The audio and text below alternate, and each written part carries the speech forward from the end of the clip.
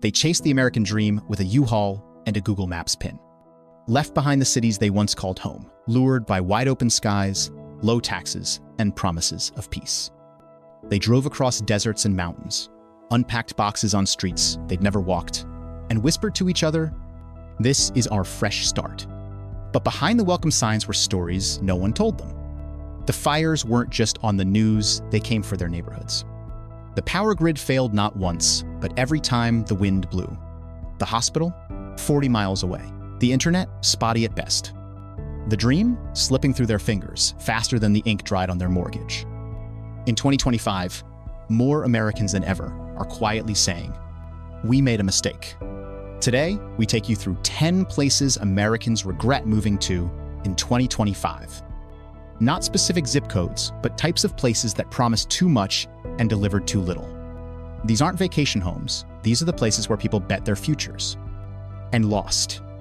Stick around to the very end, because the last place on this list, it's where the illusion is greatest, and the consequences hit the hardest.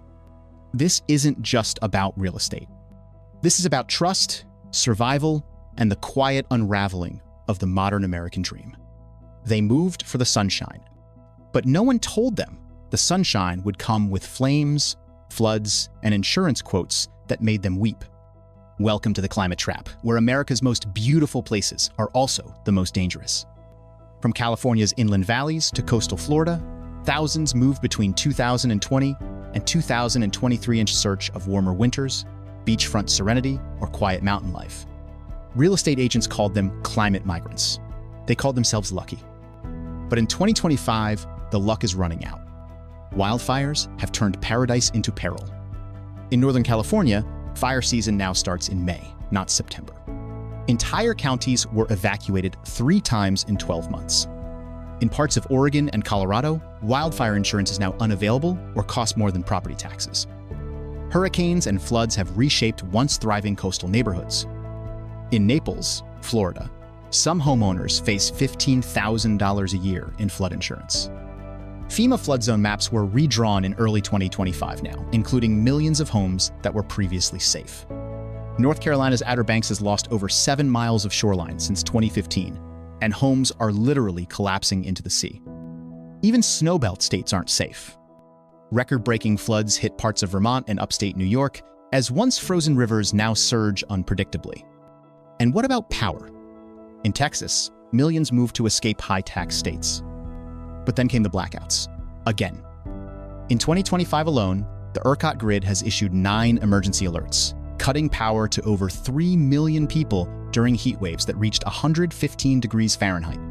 Solar panels installed during the pandemic are struggling under smoke-choked skies or storm damage. Real estate regret is rising fast. Zillow searches in fire-prone areas are down 37% year over year. Home values in parts of Southwest Florida and Northern California have dropped 18% in the last 12 months. In Paradise, California, the town once destroyed by fire and rebuilt, hundreds of families are selling again. And here's the emotional cost. A couple in Santa Rosa, who rebuilt after the 2017 fires, told a local paper this year, "We put everything into this home, but now we sleep with go bags by the door."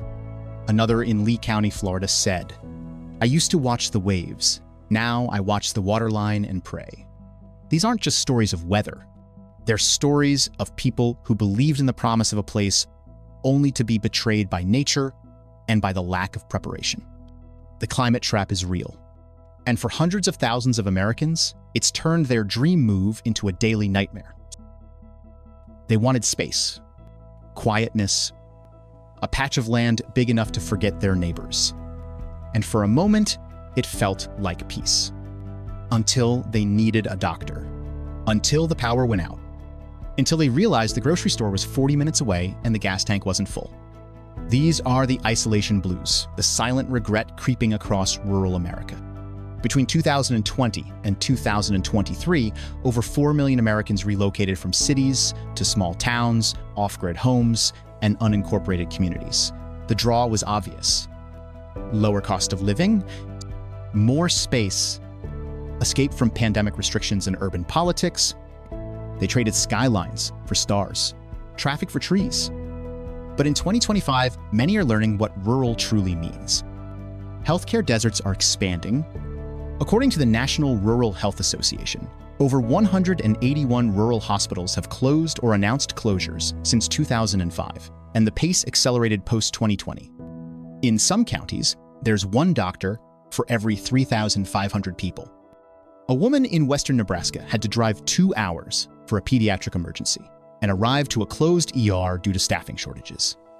Internet, once considered optional, is now a lifeline, and it's fraying. A Pew Research report from 2024 shows that 27% of rural homes still lack access to high-speed broadband. Remote workers are facing dropped calls, frozen Zooms, and lost income. Starlink filled some gaps, but when the weather turns, the signal turns too. Infrastructure isn't just outdated, it's invisible. Many rural counties don't offer trash pickup. Residents burn their waste or drive it to a dump. Some roads go unpaved for years, a nightmare during snow or floods. Public transportation, non-existent. A broken down car becomes a personal crisis. And then there's the emotional toll. A young couple who moved from Chicago to rural Idaho said, "It's beautiful, but it's lonely. We thought we'd find community. We found fences." A single mother in northern Arizona shared, "No other kids on our street, no daycare, no support, just me in the silence." The dream of isolation is romantic, until it becomes isolation without resources. Once the novelty fades, the reality sets in. Parents homeschooling with spotty internet, seniors stranded without rides to clinics, teens driving 80 miles round trip just to play high school sports. Zillow reports show that homes in remote counties are sitting on the market longer in 2025 than in the previous 3 years. The Zoomtown trend is reversing, and many of the buyers aren't coming back. Even the post office is retreating. In 2025, the USPS proposed closing more than 1,200 low-volume rural branches, cutting a final thread to the outside world. People dreamed of space, but forgot how much they needed connection. Because space without services, land without lifelines, quiet without community, can feel like exile. The isolation blues isn't about boredom. It's about the creeping realization that freedom sometimes feels like abandonment. They were the darlings of 2021. The headlines called them the next Austin, the next Nashville. Real estate agents couldn't keep up. And now, those same towns are full of for sale signs, price cuts, and moving trucks heading back the other way.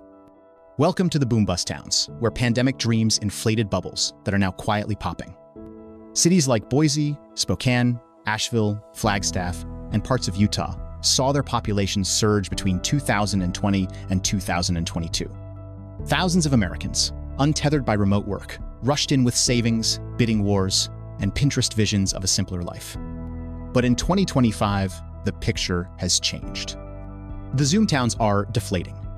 Home prices are falling fast. According to Redfin, housing prices in top migration cities dropped 12 to 20% year over year in 2024-2025. Boise, once America's fastest growing market, saw listings climb by 74% and prices fall by 17% in just 12 months. Flagstaff, Arizona, has a 5-month housing inventory, a sign of demand drying up. Why the reversal? Remote work flexibility is fading. Companies that once said work from anywhere are now saying back to the office. Workers who moved to scenic towns now face cross-country commutes or resignation. Moreover, rising interest rates have crushed affordability. A house bought at $500,000 with a 2.75% mortgage now costs $1,200 more per month with today's rates. Services didn't keep up with demand. In many small boomtowns, schools are overcrowded, roads are underfunded, utilities are unreliable. A former resident of Missoula, Montana, posted on Reddit, "We moved here for nature. Now we sit in traffic and can't get a plumber for 6 weeks." Meanwhile, investors are pulling out. Airbnb occupancy is down 30 to 40% in many of these towns as travel habits shift. Local councils are tightening short-term rental laws after housing affordability collapsed. New home construction has stalled and, in some cases, been abandoned mid-build. And what happens when jobs don't follow people? Unemployment is rising in some of these towns as transplants leave and demand dries up. In 2025, at least 6 Zoomtown counties saw net outmigration for the first time since 2019. Some residents are underwater on their mortgages, others are just emotionally underwater. Many are moving again, this time with less enthusiasm and less money. A 2025 Pew Research study found that over 42% of Americans who relocated during the pandemic say they regret their move. "We chased a trend," one couple said. "Now we're chasing stability." There's a cruel irony to the boom bust towns. They grew too fast, became too expensive, and then collapsed under the weight of their own promise. The roads in and out are well worn, but the people driving out now aren't chasing freedom. They're retreating from disappointment. They called it freedom, a place without masks, mandates, or high taxes. A land where the government promised to leave you alone. But freedom can look different when the storm comes, the power fails, and no one shows up. Welcome to the faux freedom states, where the cost of independence is often paid in crumbling roads, broken systems, and silence when you need help most. Between 2020 and 2023, millions of Americans relocated to states like Texas, Florida, Tennessee, Arizona, and Idaho. The reasons were clear: low or no state income tax, fewer regulations, political alignment, a rejection of what they saw as government overreach. At first, it felt like a renaissance. The housing was cheaper, the politics aligned, the flags waved proudly. But now, in 2025, many are asking, what did we trade in exchange for that freedom? Infrastructure is breaking under the weight of population surges. Texas has added over 4 million residents in 10 years, but road investment hasn't kept pace. Traffic in Austin and Houston has reached LA-level gridlock, with commute times topping 90 minutes. In Florida, flood-prone neighborhoods are still waiting for overdue drainage upgrades, some promised after Hurricane Ian in 2022. Public services are threadbare. In rural Tennessee, some counties have no local ambulance service, relying instead on volunteer EMTs. A 2025 audit in Mississippi revealed that more than 1-inch 5 water systems are at critical failure risk due to chronic underfunding. In Idaho, school districts are turning to 4-day weeks and virtual Fridays, not for innovation, but because they can't afford to operate 5. The electrical grid tells the real story. Texas's ERCOT grid remains fragile, rolling blackouts during 2025's summer heat waves, left millions without AC. In Arizona, peak demand pricing has left some households with $700 monthly bills, despite cheap electricity rhetoric. And then there's healthcare. Many freedom-loving counties are designated health professional shortage areas by the U.S. Department of Health. Newcomers struggle to find primary care doctors, let alone specialists. Some rural hospitals have shut their maternity wards, forcing expectant mothers to drive hours to deliver their babies. One transplant from Chicago to rural Texas put it this way: "We escaped the system, and now we realize there is no system here. Not even the bad one we hated. Regret is mounting." Real estate data shows that some suburbs in low-tax states are now seeing double-digit price declines. While Google Trends searches for moving back to California, New York have ticked up. The illusion of freedom is that it costs nothing. But in truth, it often costs access, support, and resilience. In states where the government promises to step back, sometimes there's no one to catch you when you fall. That's not liberty. That's abandonment. And as more families sit in sweltering homes, wait hours for ambulances, or struggle to enroll their kids in overcrowded schools, the dream of freedom has begun to feel like a very expensive experiment, one that's failing those who believed in it most. They weren't chasing palm trees or politics, they just wanted a better life. More space, less stress. A community where they could raise their kids, grow old, maybe finally breathe again. This wasn't a political move, it was a personal one. But for many of these Americans, the disillusioned dreamers, the life they hoped for, never arrived. Instead, they found unfriendly neighbors, closed-off towns, skyrocketing costs, and an overwhelming sense that they didn't belong. The pandemic uprooted lives in a way no recession ever had. From Minneapolis to Miami, from San Diego to Charlotte, Americans left behind the familiar in droves, seeking peace, affordability, and reinvention. They moved to the Midwest, the South, the desert, and the mountains. But many of them are now quietly admitting this wasn't it. The communities they moved into weren't ready for them. In some small towns, longtime locals felt invaded. Newcomers were labeled outsiders, resented for driving up home prices and changing the culture. One woman who moved to Arkansas said, "We tried to make friends. They called us Californians like it was an insult." The lifestyle they were sold was often a fantasy. Walkable downtowns turned out to be a single coffee shop and a vape store. Great schools lacked teachers, programs, or funding. Safe neighborhoods had rising break-ins and no patrols. And loneliness set in. The friendships they left behind? Gone. The parks felt empty. The block parties didn't happen. A Pew Research study in early 2025 showed that 47% of Americans who relocated during the pandemic report feeling more socially isolated now than before they moved. Nearly 30% say they'd move back if they could afford it. For families, the promise of a better place for the kids has frayed. A dad in New Mexico shared, "We left LA for space. Now my daughter has no extracurriculars and nowhere to walk after school." Public school budgets have shrunk in some rural and suburban districts, leading to cut art, music, and language programs. Even basic care has become a struggle.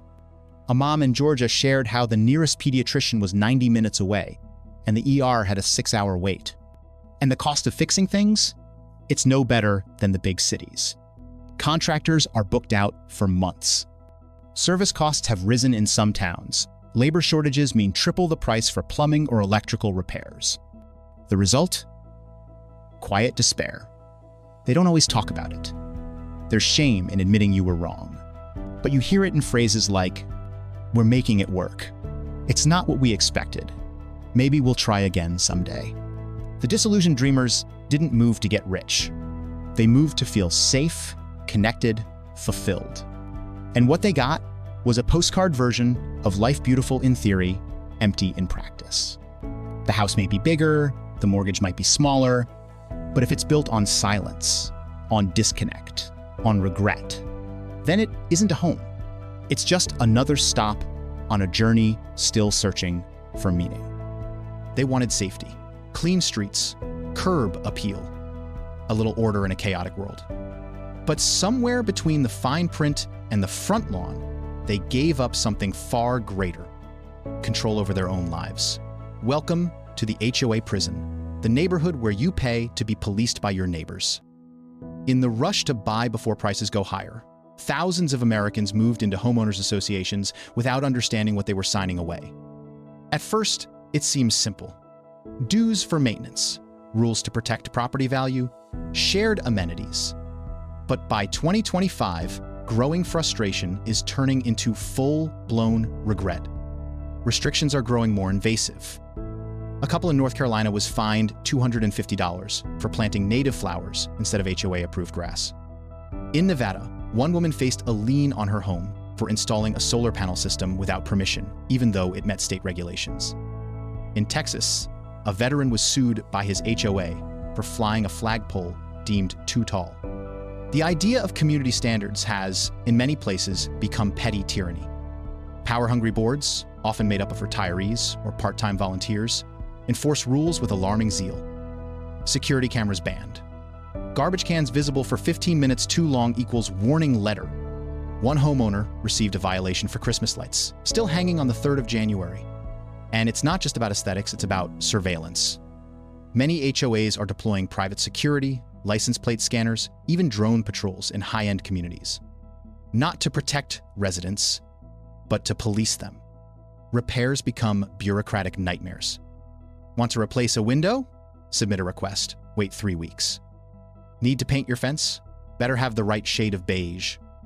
A survey in 2025 found that 58% of homeowners in HOA communities feel more stressed living there than they did before buying. And then there are the fees. HOA dues have skyrocketed in recent years, rising over 35% on average since 2020. Some associations in Florida and California now charge over $1,200 a month and raise fees without owner votes. Miss a few payments? You could lose your home. That's right, many HOAs have the legal power to foreclose. "We bought a house," one Arizona resident said. "We didn't realize we also bought a second government, one that doesn't answer to us." For many pandemic-era buyers, the HOA was an afterthought, buried in documents, rushed during bidding wars, waved off by agents. Now it feels like a leash. Resale problems are increasing too. As regret rises, buyers are avoiding HOA communities. Redfin reports show that non-HOA homes are selling faster in 2025 than HOA-bound properties in comparable areas. Online forums like Reddit's HOA subreddit have exploded, filled with horror stories and legal battles. The HOA was supposed to provide order, but for many, it delivered anxiety, micromanagement, and isolation. They moved for freedom and found a contract that told them what color their dream could be. They imagined weekend strolls past cafes, art walks, farmers markets, the soft buzz of local life. But what they got was plywood windows, for lease signs, and streets that fall silent by 6 p.m. Welcome to the deserted downtowns, the dream of small-town revival that never quite arrived. In the wake of the pandemic, rural and small city America saw an influx of hopeful movers. They were told, "Downtown is coming back. This town is next. We're building something special here." And some believed it. For a little while, it looked like they were right. Between 2021 and 2023, commercial leases in towns under 100,000 people rose by 19% as boutique businesses opened in old brick buildings. But by mid-2024, the momentum began to collapse. Now, many of these downtowns feel hollowed out. Empty storefronts with sun-faded flyers from events long canceled, sidewalks cracked and unpatched, antique shops that closed quietly, one by one. In Rust Belt towns, the second renaissance fizzled as foot traffic never reached sustainable levels.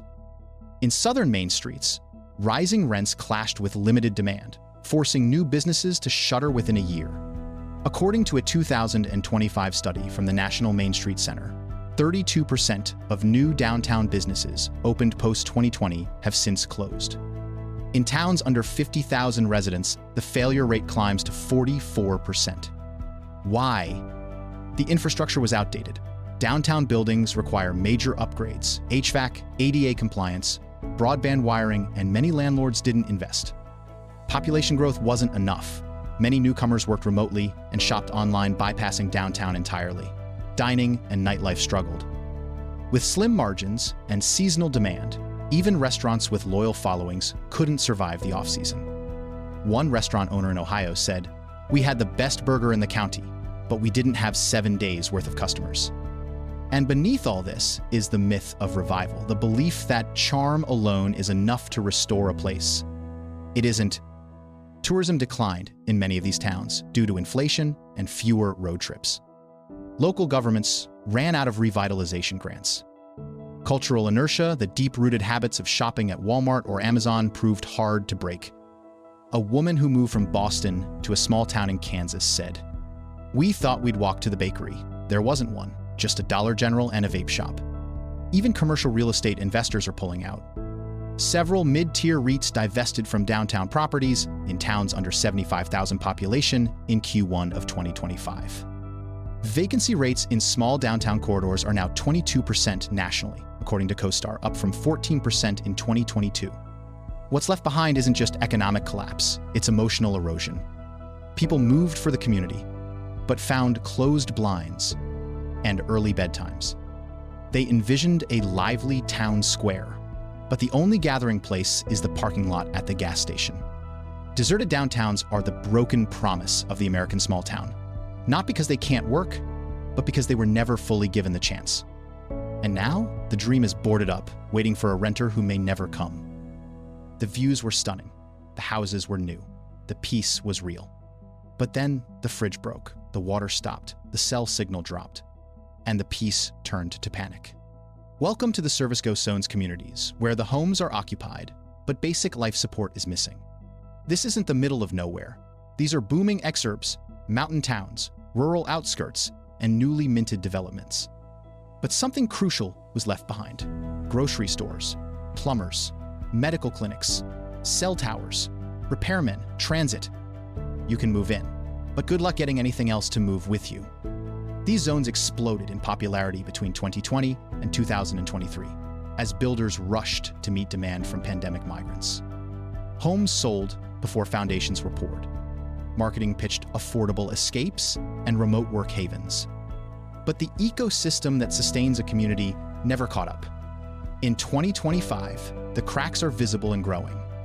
Amazon delivery windows stretch to 4 to 5 days in many fringe counties due to labor shortages. Local contractors are booked out 6 to 8 weeks if you can even reach one.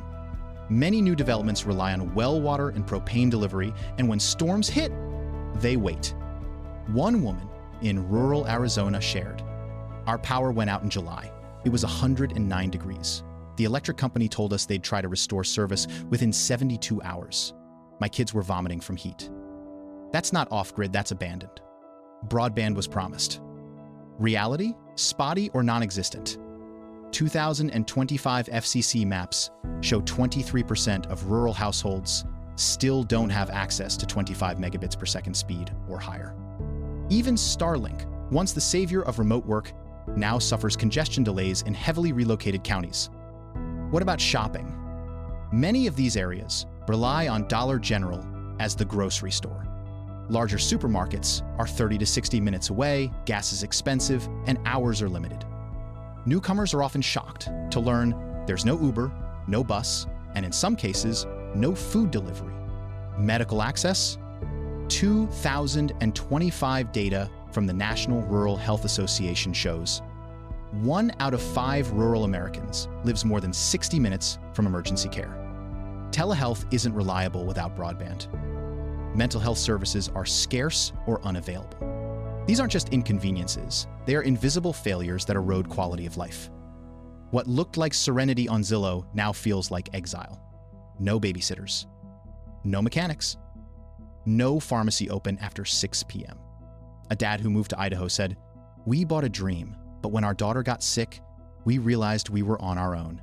Service ghost zones are where infrastructure gaps become existential risks.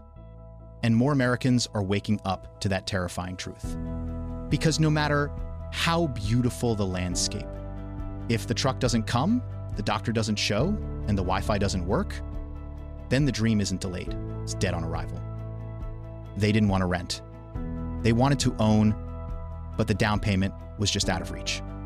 So they settled, or at least that's what they told themselves. Welcome to the rental trap. The silent crisis unfolding behind closed doors across America's boomtowns and beyond. As home prices soared, post-2020, millions were priced out of ownership, especially young families, single-income households, and recent movers. At first, renting seemed like a temporary solution. A way to wait out the market was to save up and explore new areas. But in 2025, the market isn't softening, and renting isn't temporary. It's a cage, and the door is slowly locking shut. Rent prices skyrocketed. Median rent for a 3-bedroom home in many exurban markets is now over $2,200 a month, up nearly 40% from 2020. In places like Nashville, Boise, and Austin outskirts, rent exceeds mortgage payments, but buying still requires $80,000 plus down. Quality is declining, but prices are not. Many rentals are investor-owned, and maintenance requests go ignored. A woman in Alabama said, "Our toilet leaked for 6 weeks. The property manager said, "We'll get to it. We had to use buckets." HOAs aren't the only ones with rules. Some corporate landlords limit guests, pet sizes, package deliveries, and enforce rules through surveillance, tech, and fines. Mobility is disappearing. Renters who wish to leave now face short-notice lease terminations, massive rent hikes, bidding wars for decent places. "We tried to move closer to my husband's job," one woman shared. The only rental under $2,000 had black mold and a waiting list. Even as tenants pay more, they can't personalize or improve their space. Their kids can't paint the walls. They can't plant a garden. They can't build equity. And they watch month after month as their money disappears into someone else's spreadsheet. According to a 2025 Zillow consumer survey, 51% of renters in high-growth counties say they feel stuck. 29% say they've given up hope of ever owning a home. Even in lower-cost states like Arkansas and West Virginia, institutional landlords are buying up housing stock, driving up prices, and choking supply. The dream of buying next year is now on its 5th year and slipping further away. Because while wages stagnate, inflation eats savings, and landlords consolidate power, the trap tightens. Renters move to these towns to build something. But now they're just holding on, waiting for the next renewal notice, the next rent hike, the next punch in the gut. Ownership? It's not a dream deferred anymore. For many, it's a dream revoked. They left to escape the noise, the crowds, the concrete and chaos of city life. But in 2025, the quiet isn't comforting anymore. It's too quiet. Welcome to the reverse exodus, the growing movement of Americans returning to the very cities they once fled. After years of headlines about mass migration to small towns, suburbs, and red states, a new story is emerging. People are going back. Why? Because cities are changing. Urban crime is down in many metros. Remote work is becoming hybrid, forcing return to office policies. Cultural life, restaurants, nightlife, community events is reawakening. And the cost gap? It's narrowing. A surprising stat. According to the U.S. Census Bureau's 2025 Q1 report, 8 of the 15 largest cities in America are now seeing net inbound migration for the first time since 2019. New York, Chicago, Seattle, Boston, even San Francisco, long thought abandoned, is showing signs of life. Who's moving back? Young professionals craving career opportunities and community. Empty nesters tired of maintaining oversized rural properties. Remote workers disillusioned by the suburbs and longing for stimulation. We moved to a cabin outside Asheville, one woman said. But after 18 months, I missed the coffee shop, the noise, the sidewalks. We're back in Brooklyn now, in a smaller place, but I feel alive again. And what's drawing them back? Public transit, museums, job markets, diversity, connection. The towns they left? Some are stagnating. Population growth in outer ring exurbs has slowed. School enrollment is dropping in areas that once swelled with new families. And real estate in outer counties is flattening or falling. It turns out, what people were running from wasn't just the city. It was burnout, fear, and uncertainty. Now that the world is stabilized, some are realizing that cities offer what the rural dream didn't: structure, opportunity, and life. A 2025 Wall Street Journal piece called it the urban redemption arc. And for many Americans, it's becoming reality. Of course, cities still face challenges: affordability, congestion, aging infrastructure. But for a growing number of former migrants, that's a trade they're willing to make. They tried the dream, and it left them disconnected, disappointed, or dangerously alone. Now, they're reversing course, not with shame, but with clarity. We thought leaving would fix everything, one family said. It didn't. But coming back, that feels like a new start. They moved with hope in their hearts, packed boxes with care, said goodbye to friends, to skylines, to what they thought they knew. They chased the dream, the American one, of space, of safety, of something simpler. But the dream didn't come with a warranty.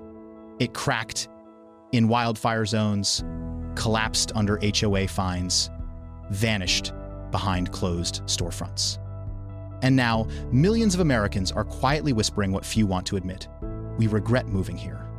Not because they were foolish, but because they were promised more. They were sold a story, and now they live in the margins between what was imagined and what is. So what happens next? Do we stay stuck? Do we move again? Or do we finally ask, what kind of life are we really building?